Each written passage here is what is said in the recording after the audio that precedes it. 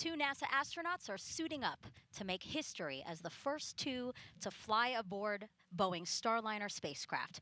We are tracking liftoff of this flight test at 10:34 and 14 seconds p.m. Eastern Time from Florida's Space Coast to the International Space Station. I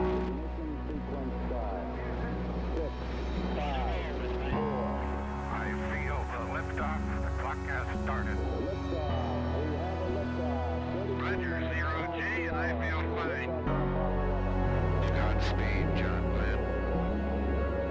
Houston, Tranquility Base here. The Eagle has landed. Roger, Tranquility. We copy you on the ground. New possibilities are opening up for scientific cooperation between countries. 1, 0, 0, liftoff. Americans return to space as Discovery clears the tower. Discovery, go and throttle up. Discovery, Roger. Go for deploy. Thanks, Karen, and to everybody in the shuttle program. The crew is go for launch.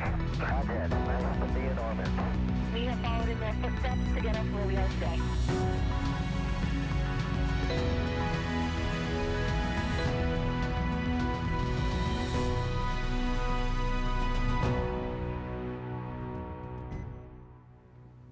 Good evening and welcome to NASA's Kennedy Space Center in Florida for NASA's Boeing Crew Flight Test, or CFT. I'm NASA's Megan Cruz. And I'm Dee Russell with Boeing Communications. Also joining us today is NASA astronaut Nicole Mann.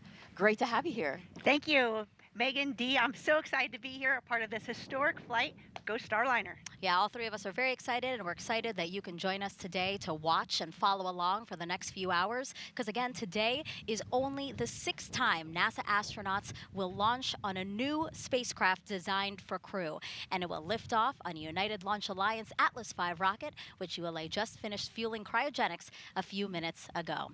Now, both Starliner and the rocket stand ready on Launch Pad 41. You're seeing a beautiful view there from one of our helicopters at nearby Cape Canaveral Space Force Station's Launch Pad 41.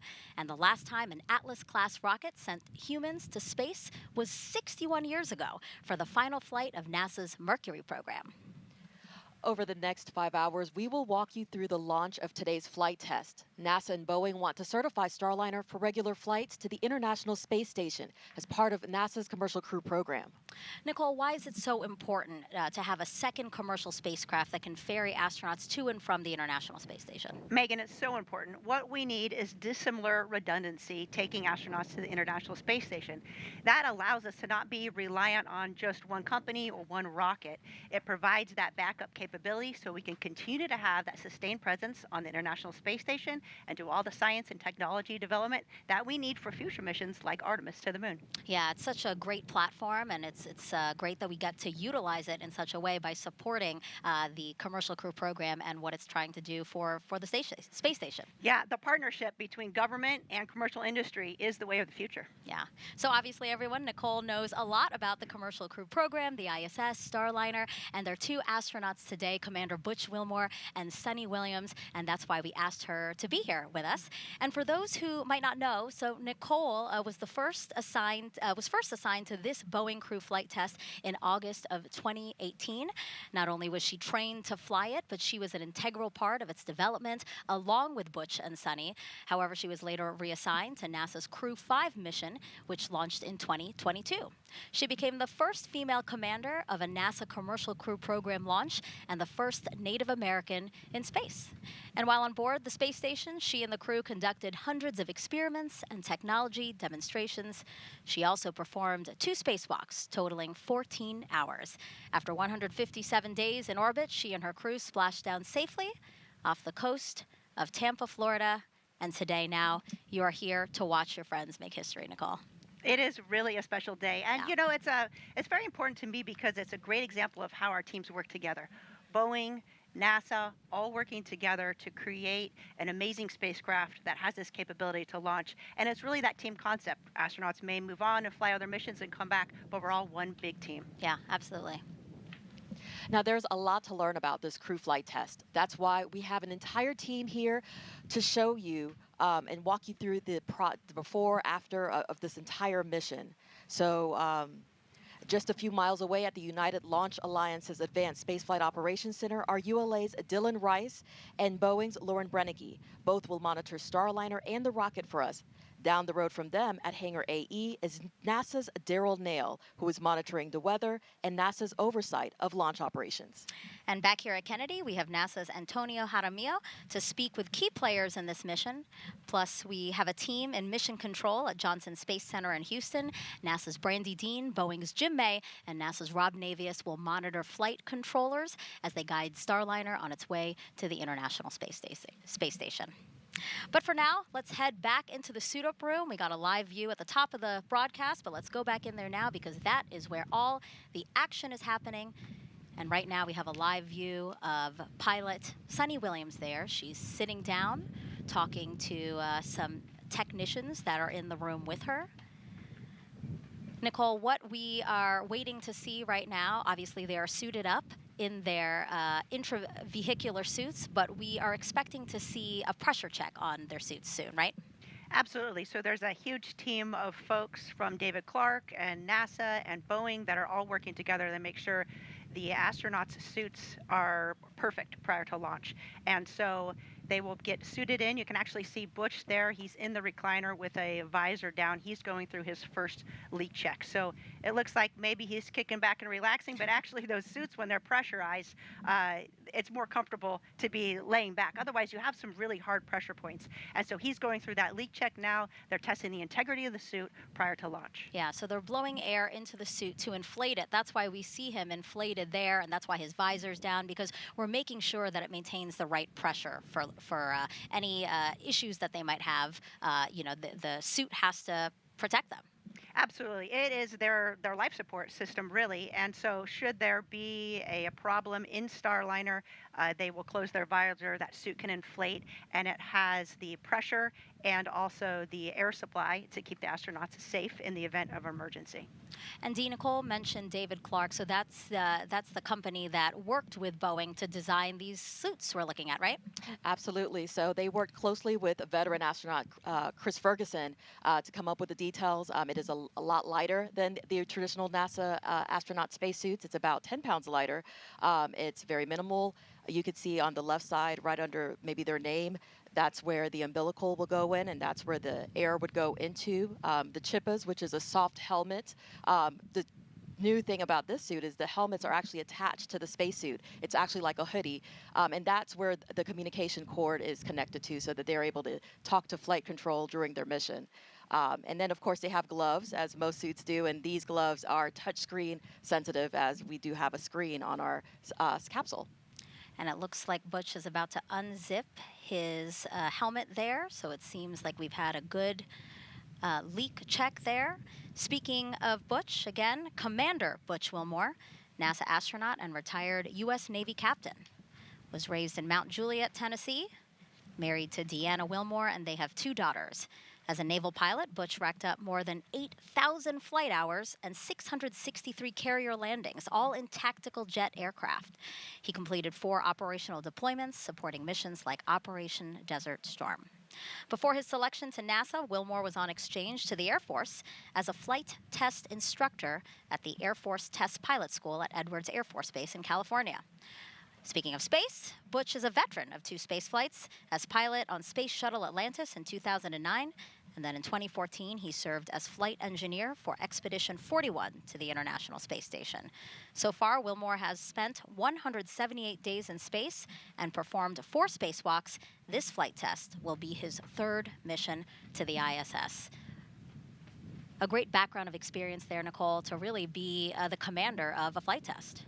Absolutely. All the experience of both Butch and Sunny as aviators, as naval aviators, and as test pilots, they've really been such a critical component to the development of Starliner as their experience, their decision making. And I love what Butch always says, you always ask the question why.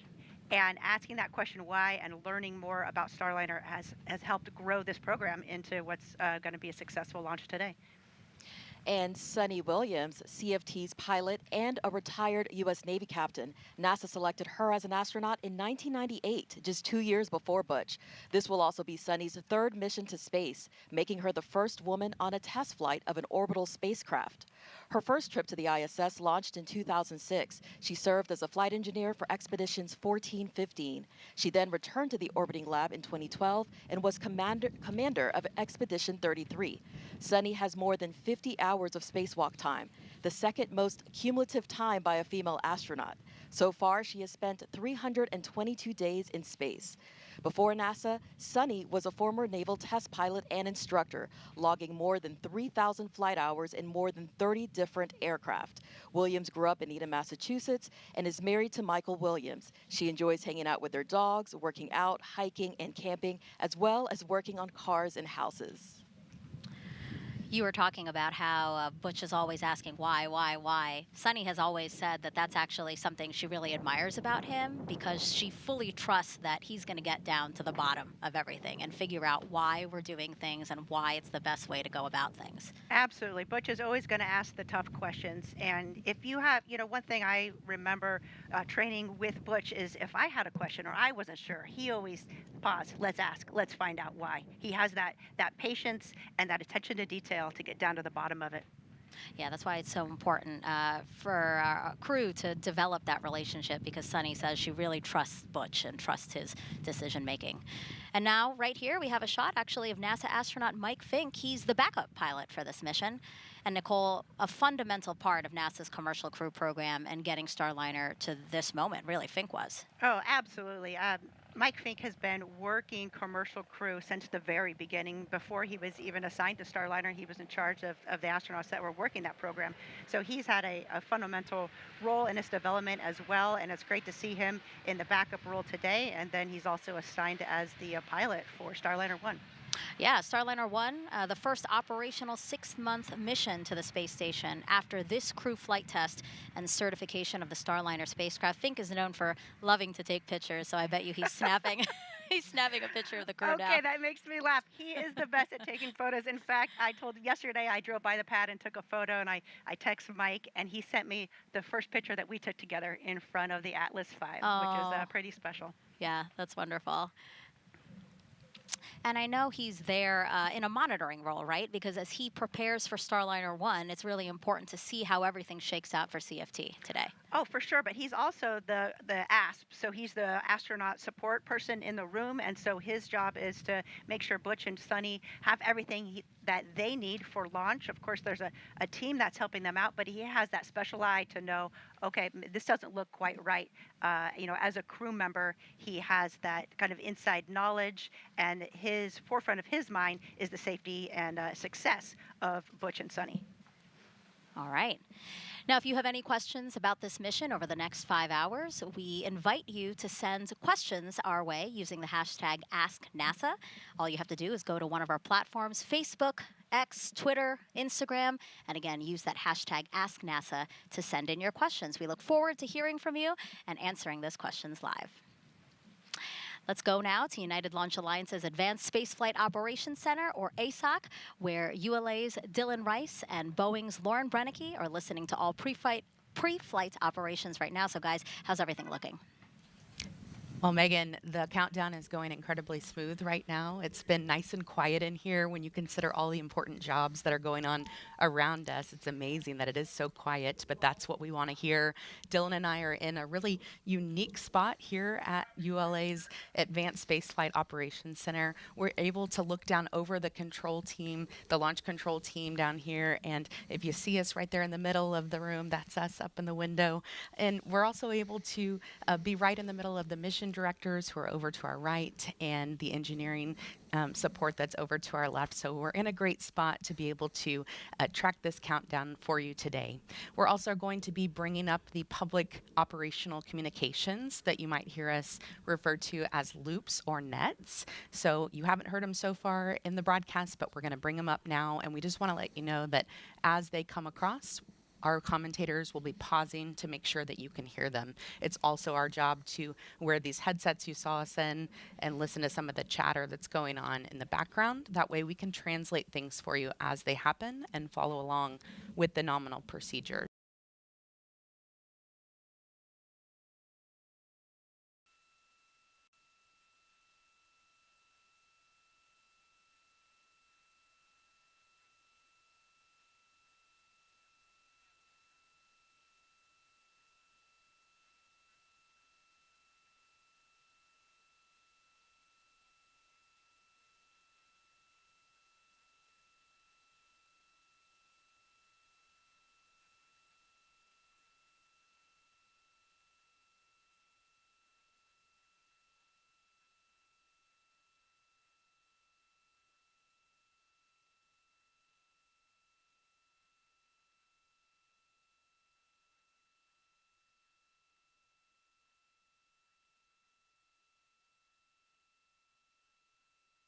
blue team has parked at the base of the cat.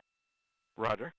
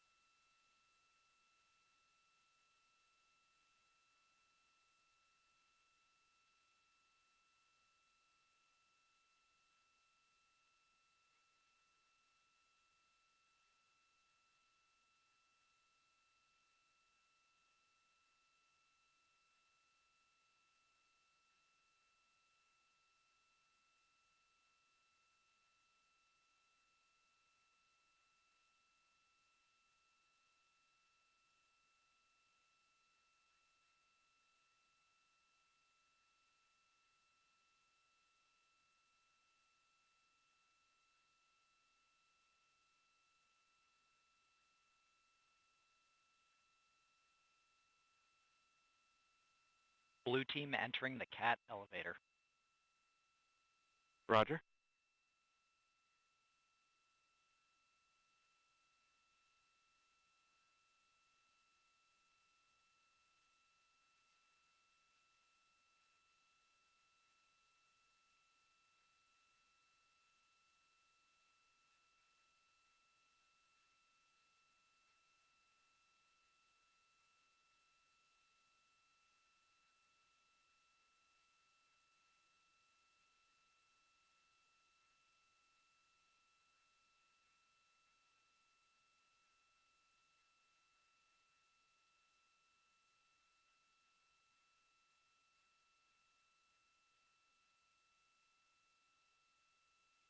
The blue team has arrived on cat level 12.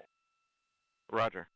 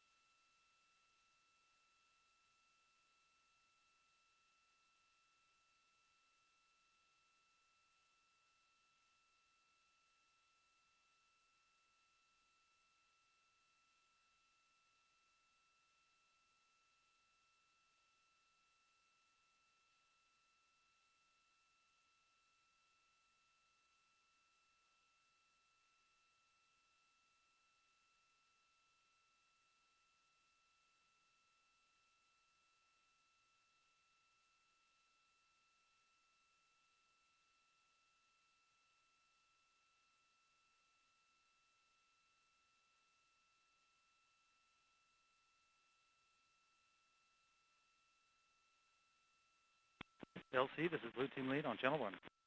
I have you loud and clear on 1. Roger that. Blue Team has arrived at cat level 12, performing white room toxic vapor and O2 checks. Roger. Minus 3 hours, 45 minutes.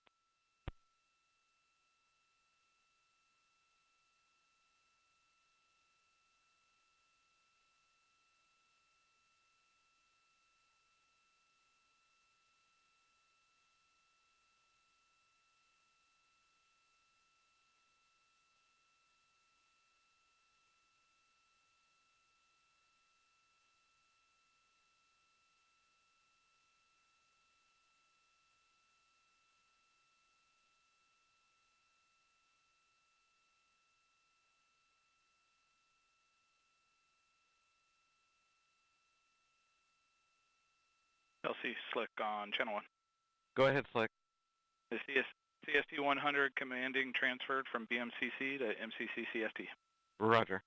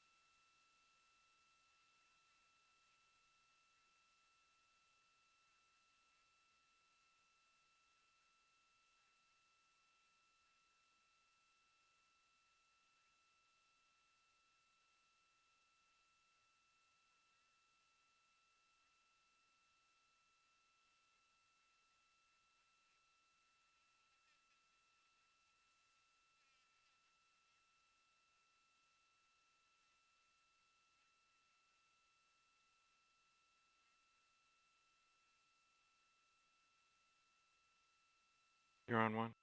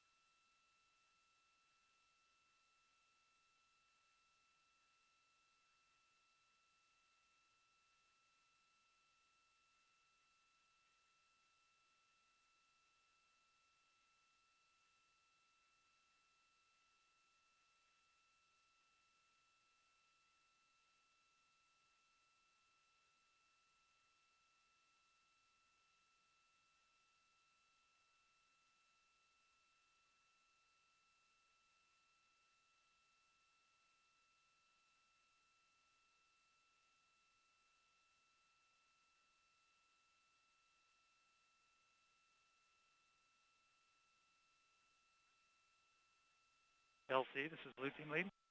Go ahead. White room toxic vapor and O2 checks are acceptable. Proceeding with white room configuration. Roger.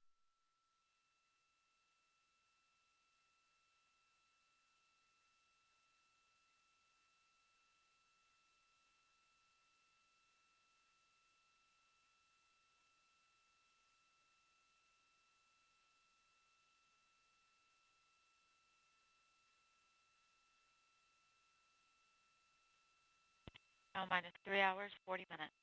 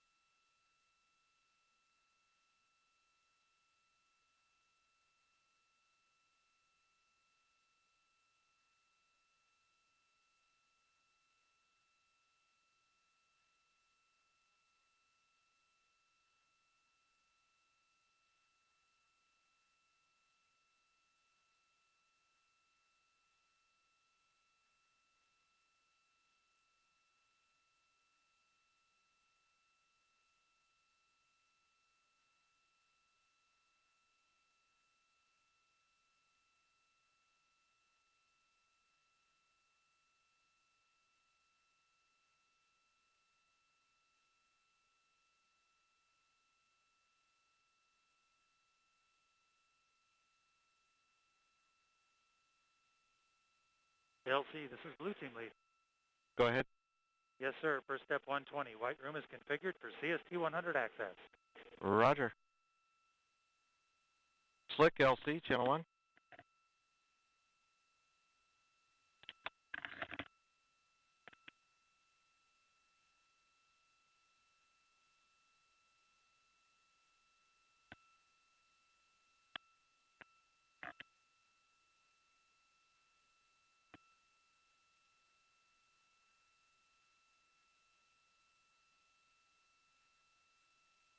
Slick LC, channel 1.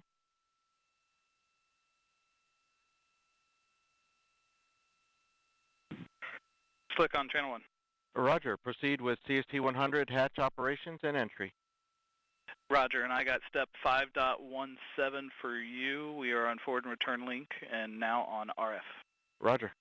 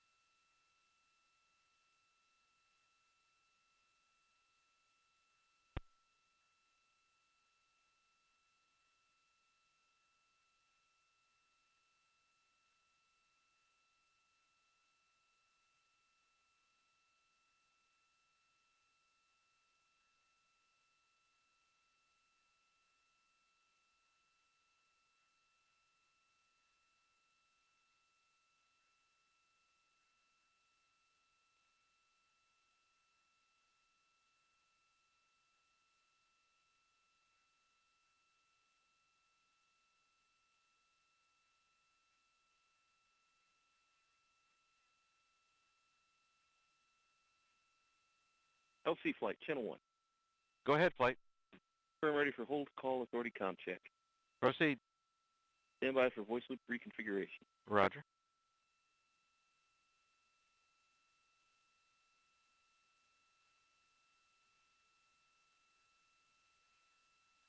minus 3 hours, 35 minutes.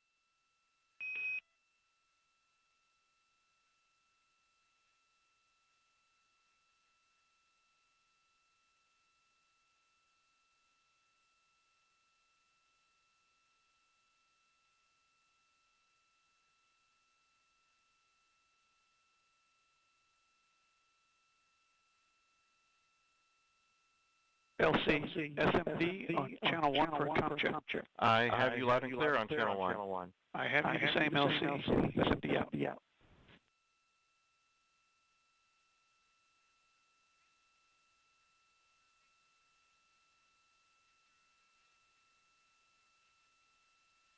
LC flight, comm check on air to ground 1.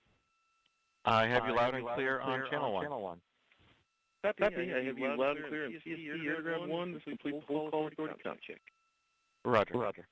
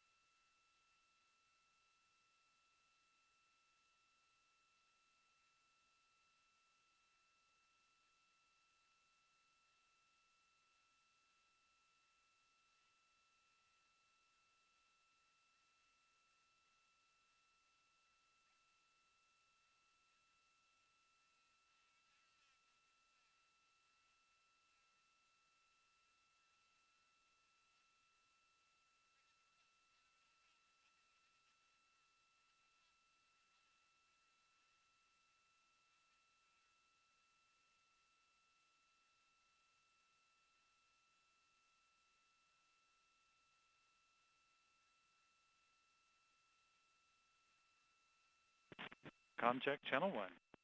You're loud and clear on 1. Thank you, LC. Minor com issue with blue team, but it is resolved now. Roger.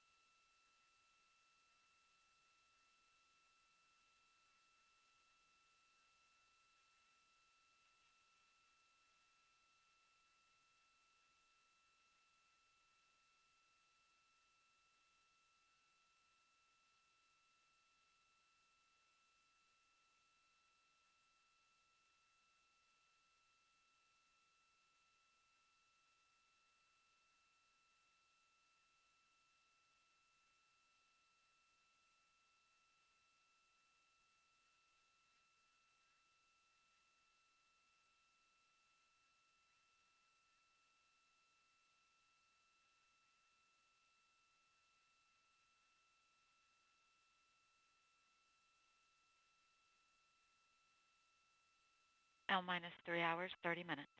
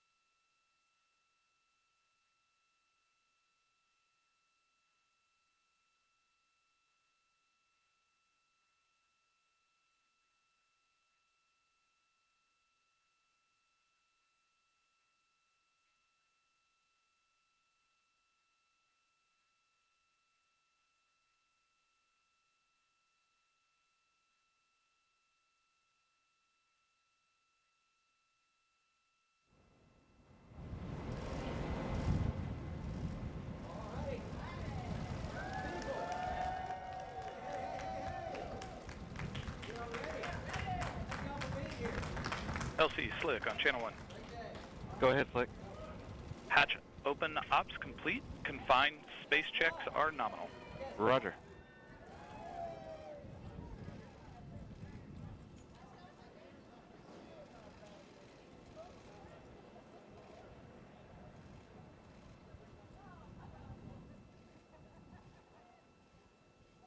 Houston, pad, comm check on air-to-ground 1.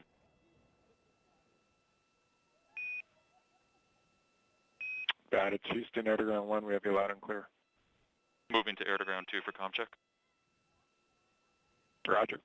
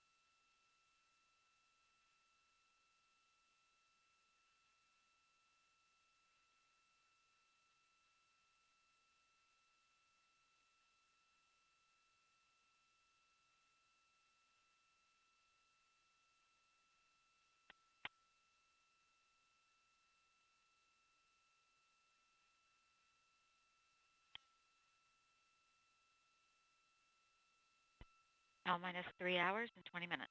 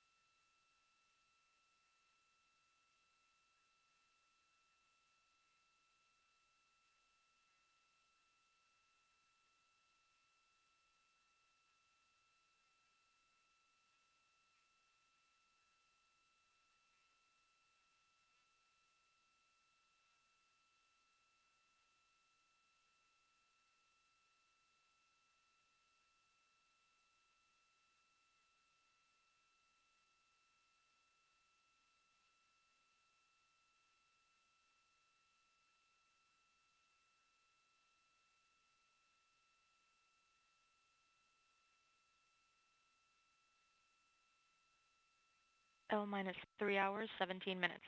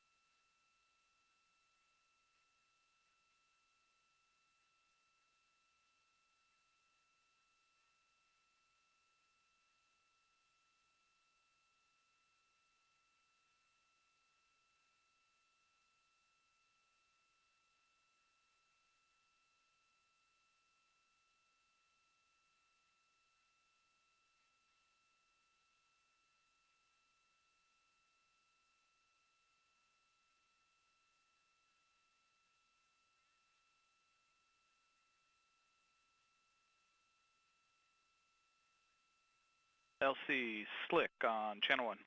Go ahead. Crew transport convoy is en route to LC-41. Estimated arrival to the roadblock is about L minus, I would say 3:05. Roger. OSM, LC. OSM. Crew transport convoy is en route to pad. Permit entry into FHA. Roger.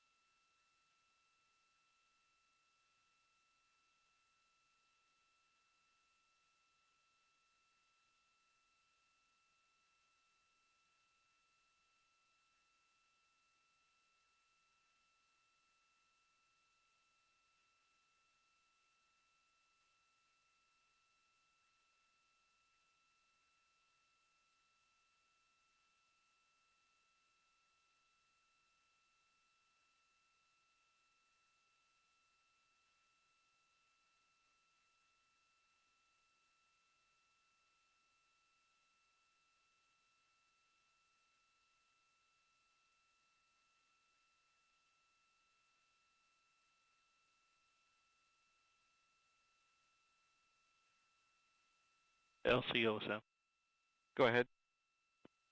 yes, sir. Per step 150, 26 personnel 26 entering FHA at this time. Roger.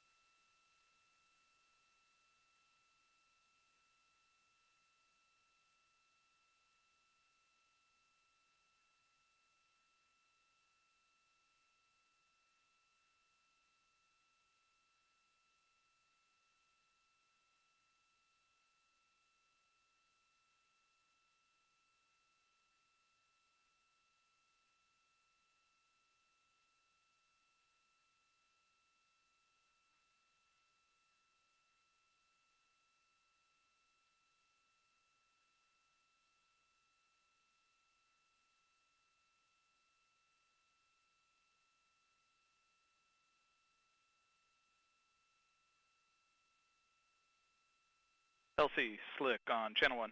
Go ahead. Ready for pad support personnel to perform OSE radio comm checks and proceed to ground level. Roger.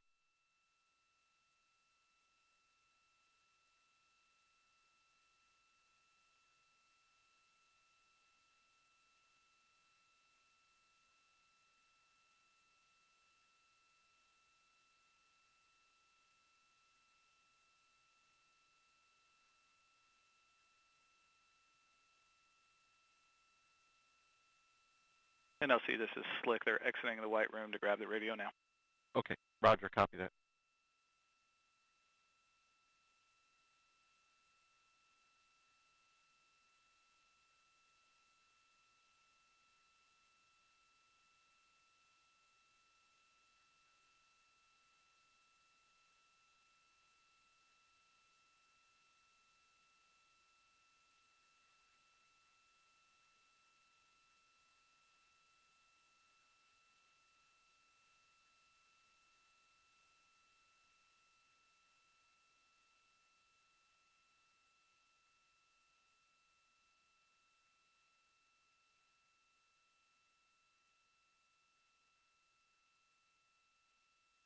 The flight crew convoy has arrived at the pad gate.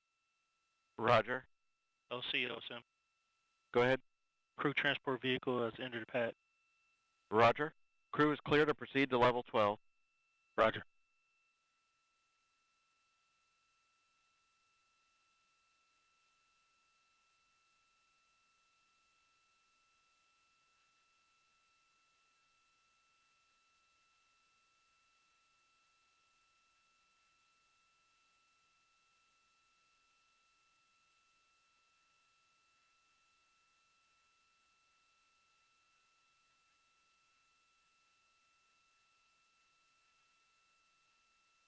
L minus 3 hours.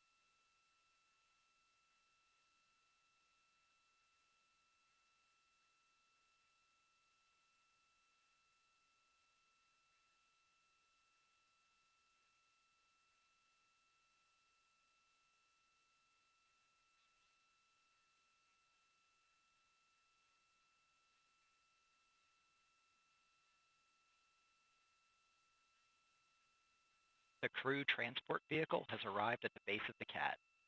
Roger.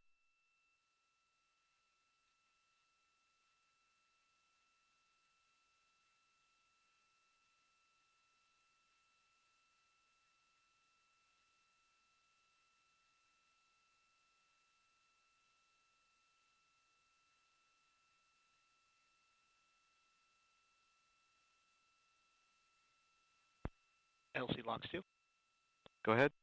For your awareness, we've just had a quick instance of some topping oscillations, and I've commanded my system into a stop flow. Roger. And so you're going to pause here for 5 minutes? That's affirmative. Roger. Advise when you reinitiate. We'll go.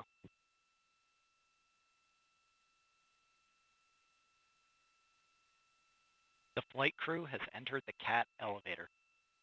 Roger.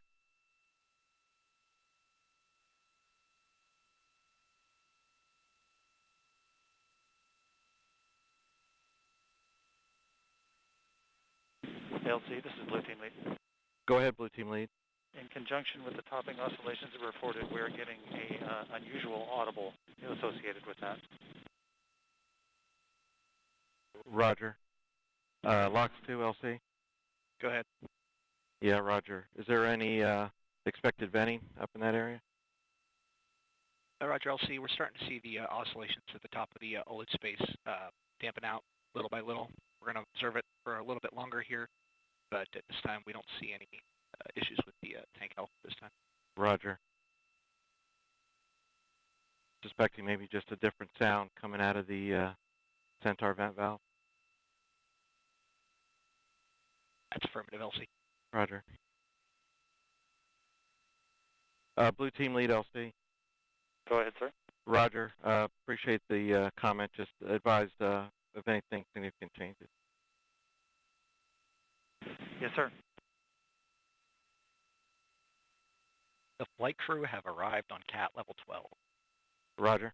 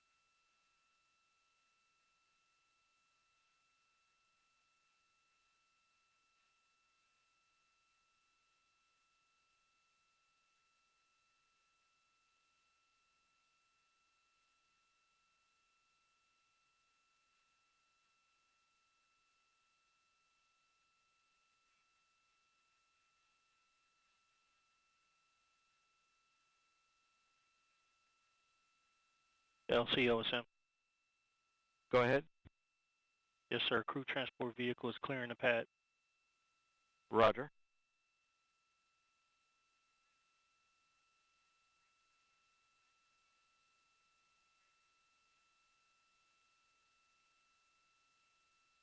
And OSM, proceed to south fallback. Roger.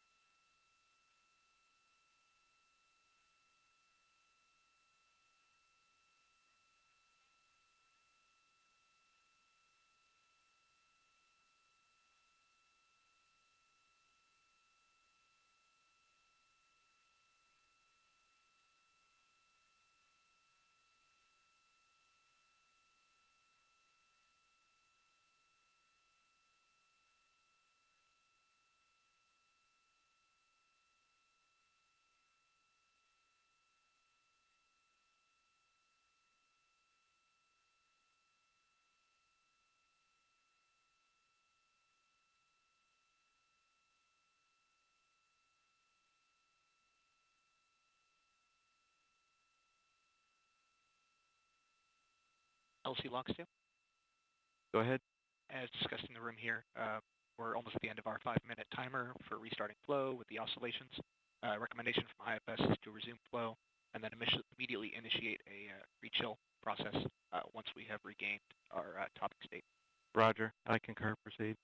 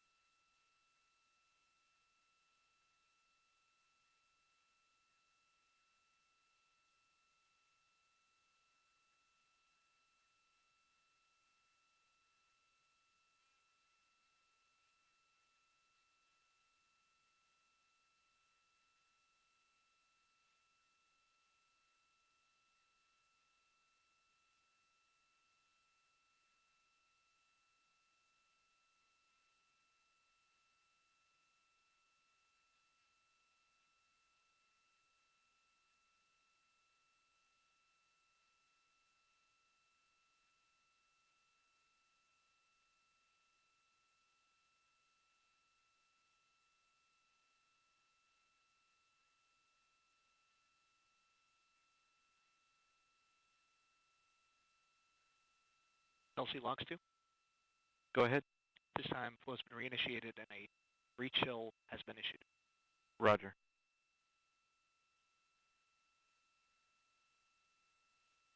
And blue team lead, LC.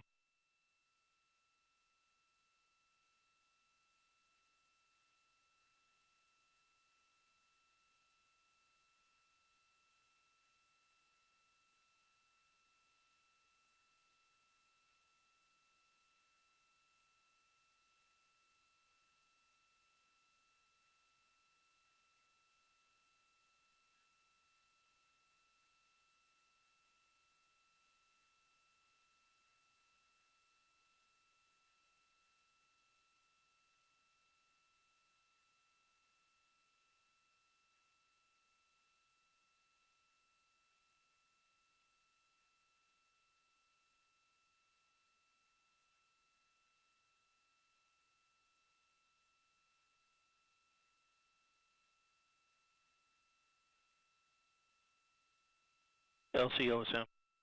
Go ahead. Yes, sir. Per step 160.24. Personnel have exited FHA roadblock. Roger.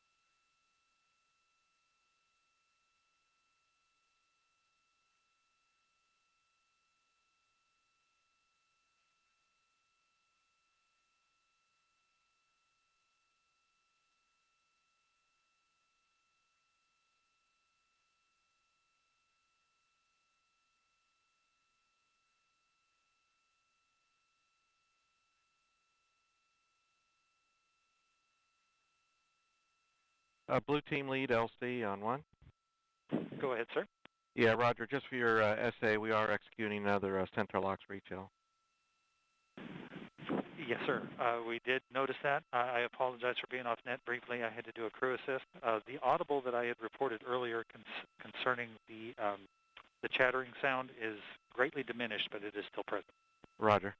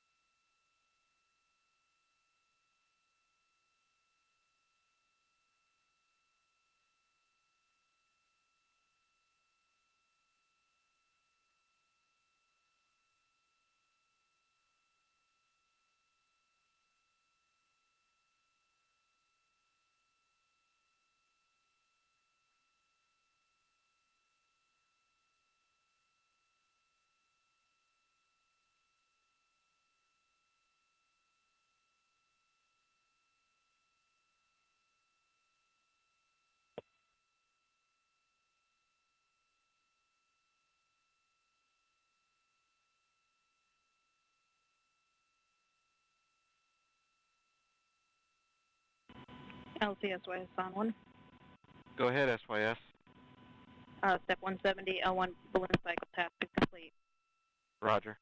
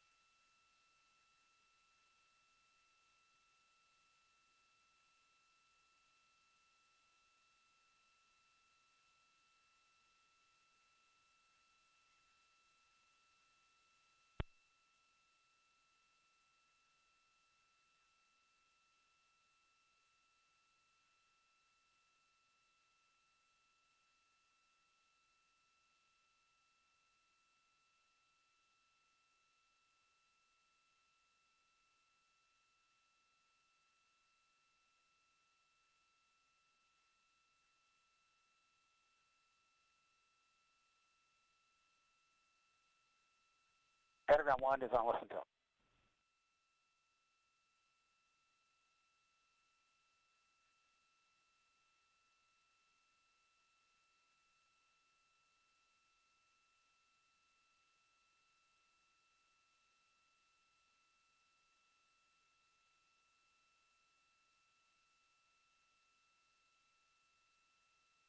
And LOX 2, LC. Go ahead, LC. Roger, do you have a status update? At this point, we're back into stable topping replenish. Still monitoring our delta P measurements in the tank, but things are looking more favorable. We'll inform you if we start seeing oscillations again. Roger. Houston, CDR, Starliner, from Starliner, comp check on Airground 1. Starliner, it's Houston, loud and clear, Airground 1 for the CDR.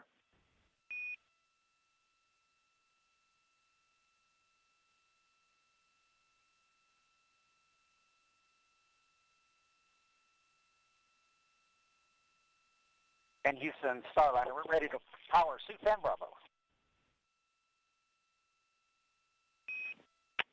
Starliner, Houston, Airground 1, we copy, ready for Bravo on the Eclipse control power panel. You can take suit fan Bravo to ON. Suit fan Bravo's coming on.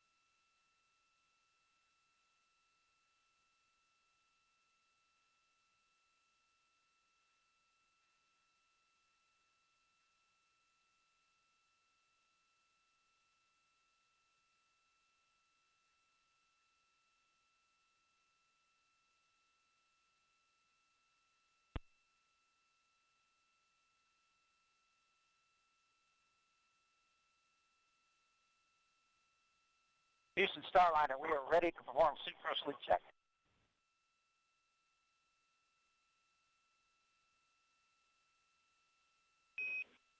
Starliner Houston, we copy. Ready for suit cross leak check. CDR, we're ready.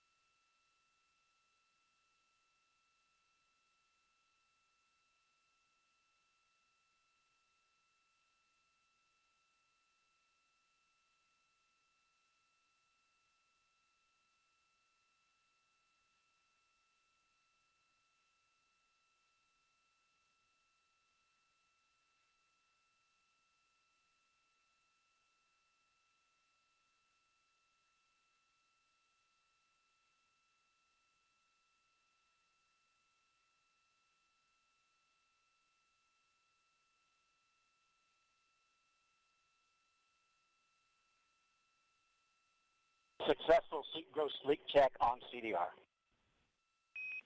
Houston copies a good gross suit leak check on the CDR. Thanks.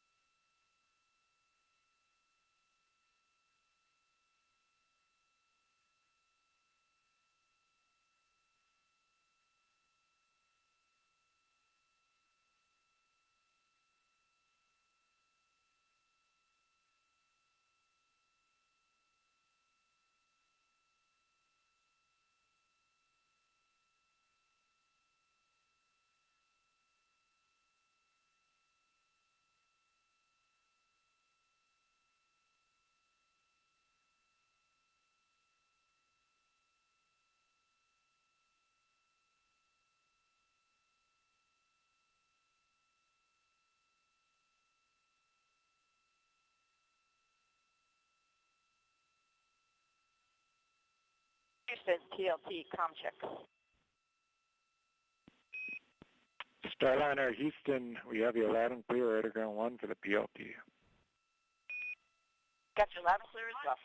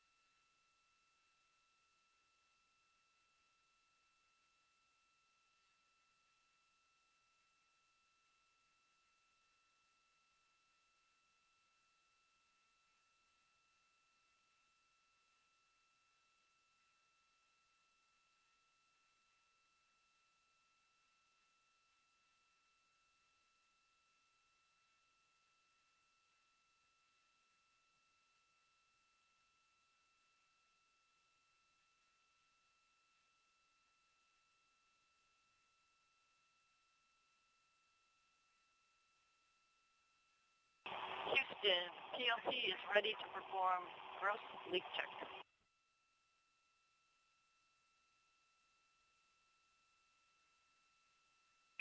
Starliner Houston, we copy ready for the gross suit leak check PLT, your go.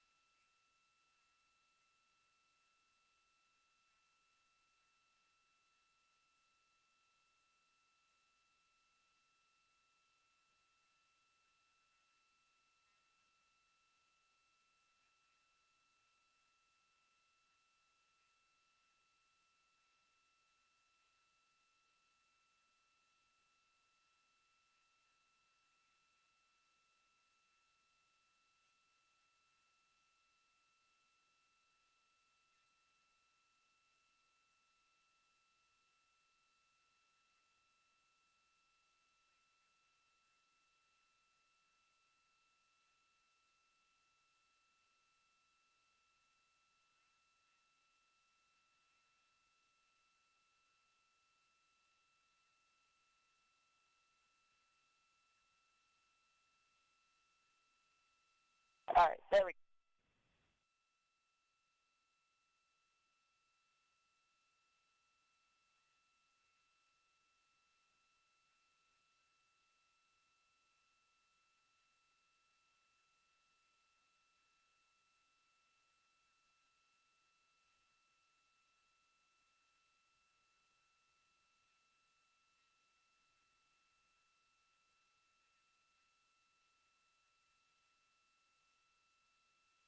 Copy. Let me know when you're ready to do contact.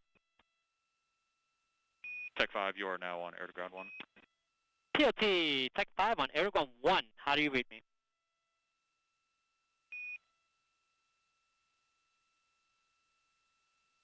Okay. I do not hear you. Do you hear me? Contact.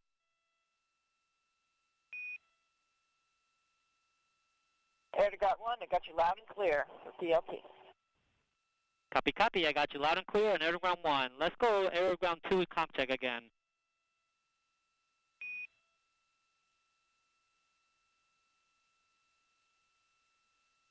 Tech 5.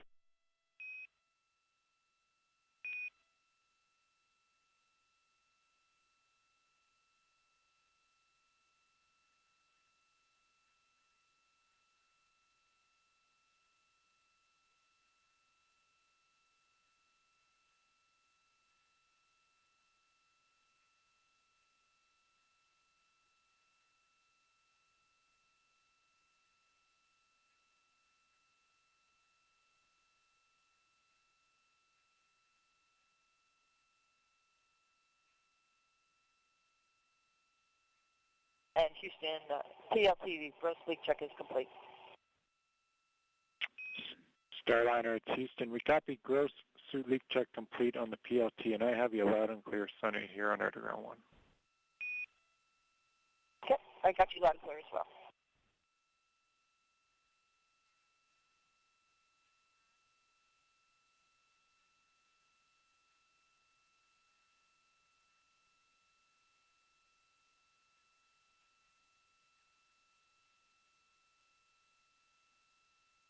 L minus 2 hours, 10 minutes.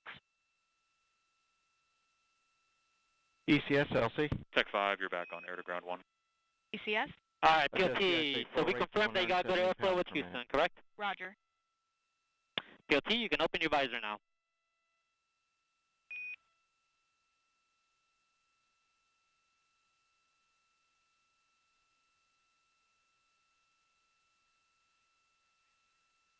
And PLT, perform comm check on ICOM with CDR.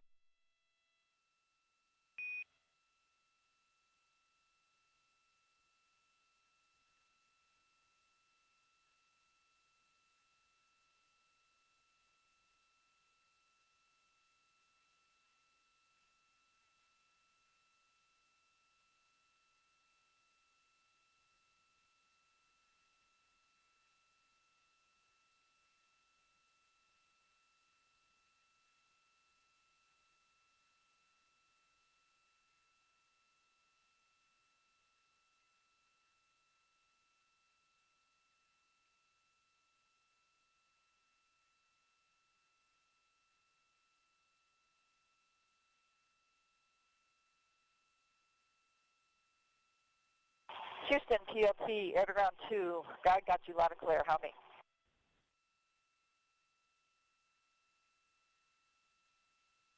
Tech 5. Go Tech 5. Switch covers have been removed and moving to removing the desiccant caps. Pad copies, and let me switch you over to ground ops for the next few steps.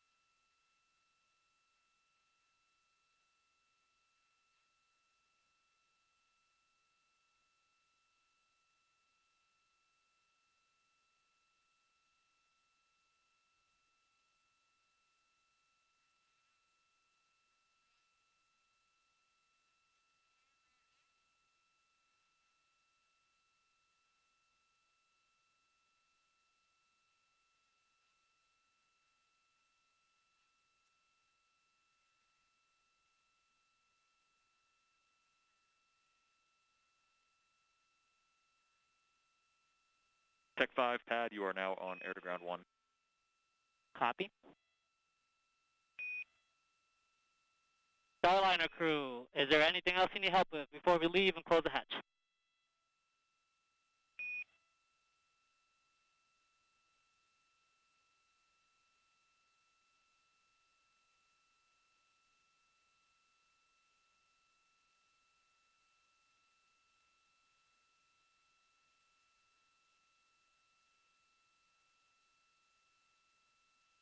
All right, Starliner crew, it's been an honor to strap in. Not my crew, but my friends. Have a safe flight. See you up there.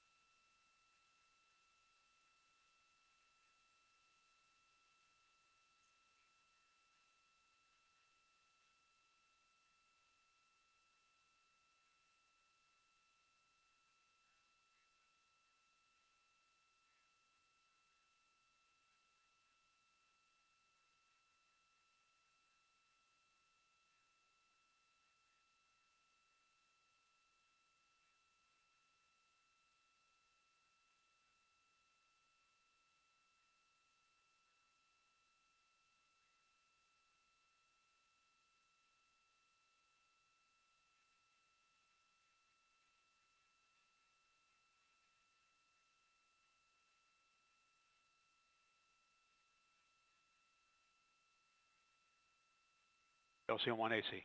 Go ahead, AC. Okay, evaluating the SRV, we're most likely getting above the call cycles of this valve. We still have 2+ hours to go, so most likely exceeding the fall value. We do not have a path to proceed further at this point. Roger. So at this point, your recommendation is to secure operations for today? That is correct. Roger. LD, LC on channel 1. Yes, sir. LD concurs with that.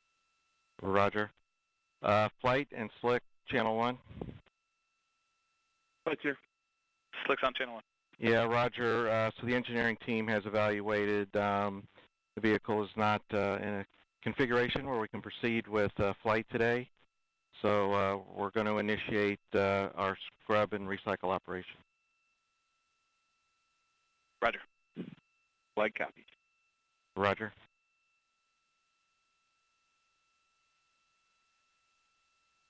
So all personnel, this is LC on channel 1. Let's turn to page 187, scrub crew egress operations.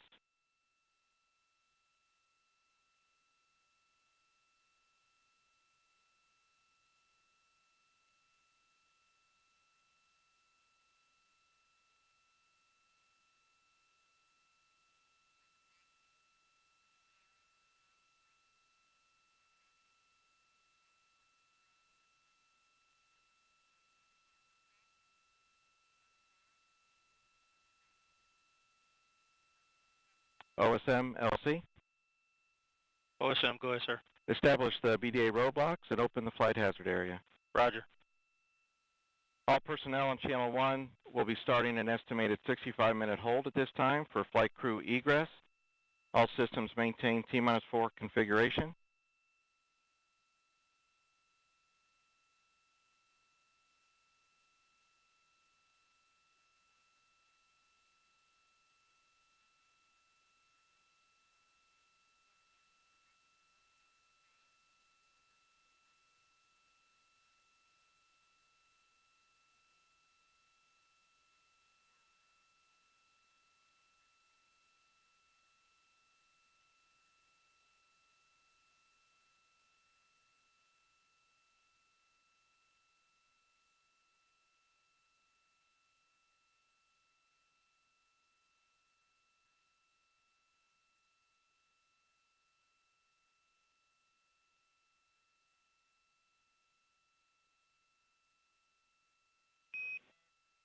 Starliner, it's Houston on Underground 1. If you haven't heard, we are scrubbing centaur valve problem. More to follow. Expect a nominal egress.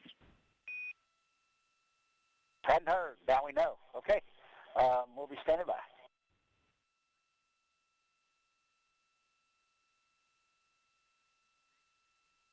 RLM LC. RLM on 1. Disable RLM line items for crew egress per redline report. Roger.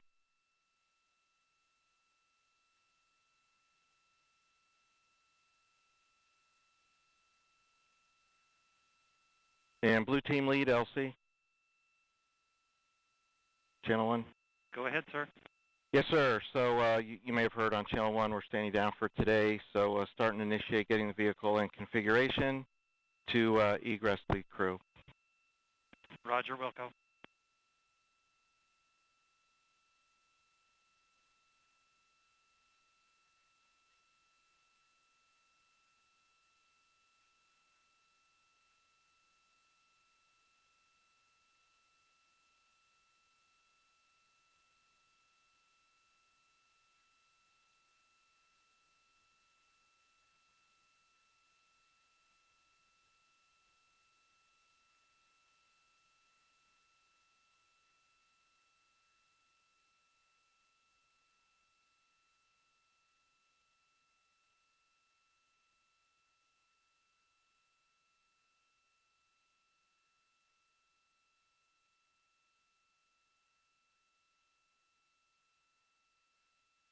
Slick LC Channel 1. LC, you have Slick. Yeah, Roger. I'll rely on you timing-wise to let me know when you're ready for the CTV convoy to return to pad. Yep, I was working that right now. Roger.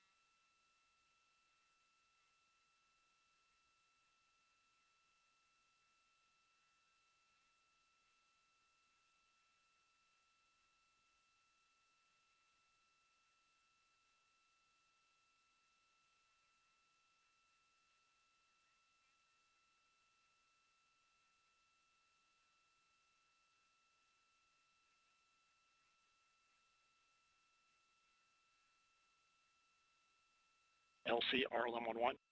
Go ahead. RLM line items disabled per red line report. Roger.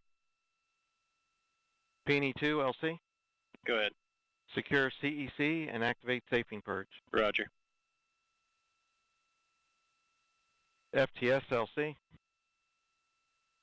FPS. Secure RFFTS and GPS metric tracking. Roger.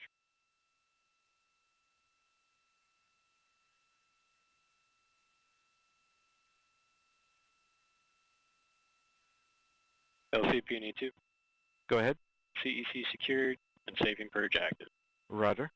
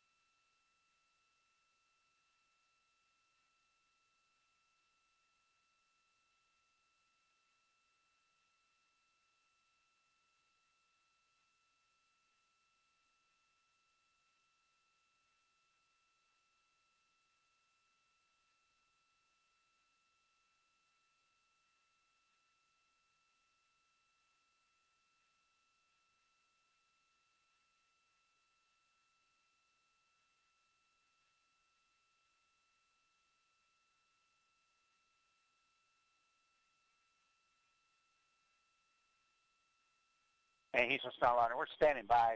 As we said, we did go ahead and unstrap.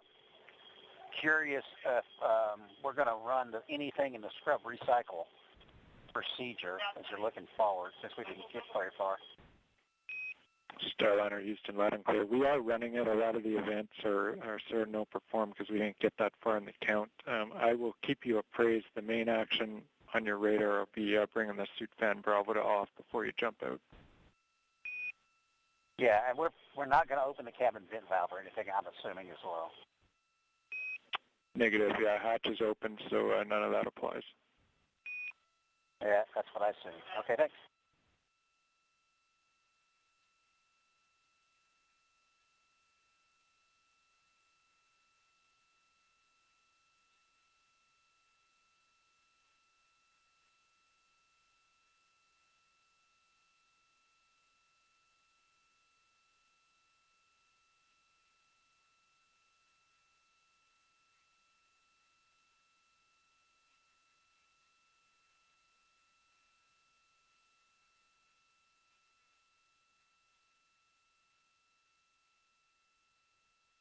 And LC Slick on channel 1.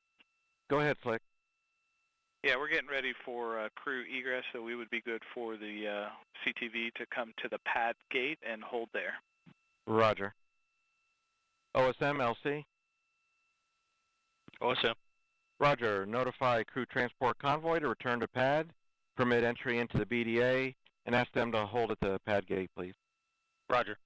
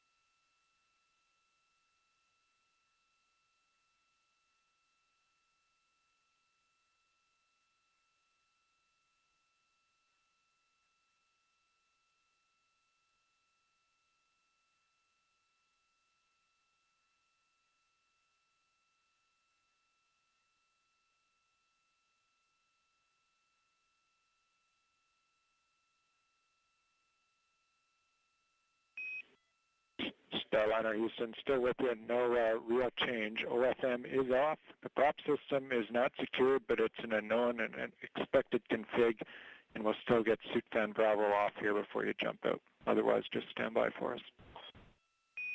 Yep, we're standing by. Thank you.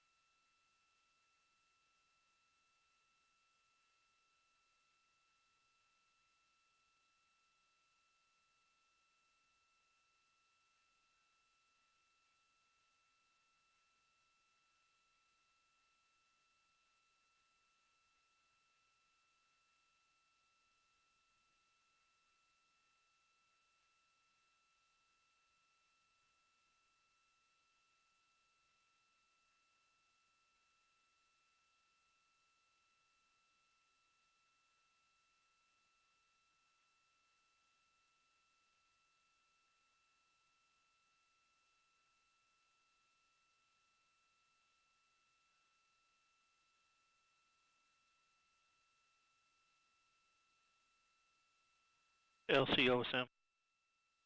Go ahead. Yes, sir. You have, per step 90, you have 20 personnel entering BDA at this time. Roger.